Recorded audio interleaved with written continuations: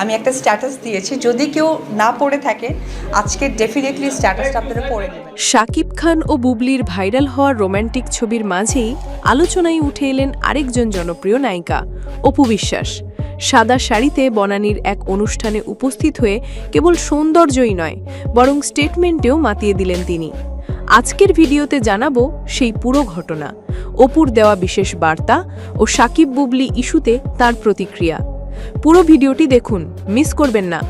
৩রা August রবিবার সন্ধ্যায় ঢাকার বনানীর একটি অভিজাত রেস্টুরেন্টে অনুষ্ঠিত হয় লেখিকা শিফাত নুসরাতের নতুন বই অগ্নিকন্যার মোড়ক উন্মোচন অনুষ্ঠান।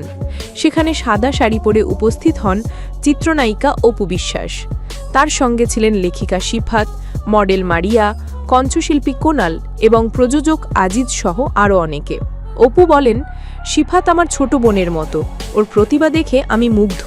ওর বইয়ের নাম যেমন, ওর নিজেও তেমনি একজন অগ্নিকন্যা।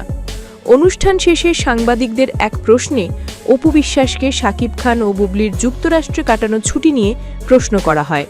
উত্তরে তিনি বলেন, কি বলবো, মানুষ মানুষকে চিনতে পারে না, এটা অস্বাভাবিক কিছু নয়। ভালোবাসা একটা অনুভূতির বিষয়।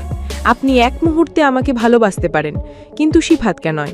আবার পরের মুহূর্তে উল্টোটাও হতে পারে, এটাই বাস্তব।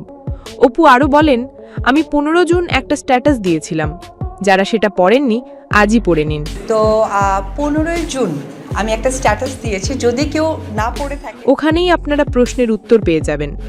শুধু একজন অভিনেত্রী হিসেবেই নয়, অপু বিশ্বাস নিজের সন্তান আবরামের ভবিষ্যৎ নিয়েও কথা বলেন। আমি অভিনেত্রী হিসেবে সফল হয়েছি, মা হিসেবে সেদিনই সফল হব যেদিন আবরামকে একজন ভালো মানুষ হিসেবে সমাজের সামনে উপস্থাপন করতে পারব। তিনি দর্শকদের উদ্দেশ্যে আরও বলেন, ভক্তদের ভালোবাসার দোয়া আমার চলার পথ সহজ করেছে। সবাই যেন এভাবেই ভালোবাসায় ভরিয়ে রাখেন।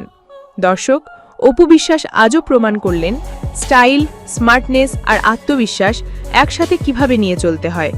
আপনাদের কি মনে হলো অপু বিশ্বাসের এই বক্তব্য আর উপস্থিতি নিয়ে? নিজে কমেন্টে জানান। ভিডিওটি ভালো লাগলে লাইক দিন, বন্ধুদের সঙ্গে শেয়ার করুন আর সাবস্ক্রাইব করুন আমাদের চ্যানেলকে এমন আরও আপডেট পেতে। ধন্যবাদ সবাইকে, দেখা হবে পরবর্তী ভিডিওতে।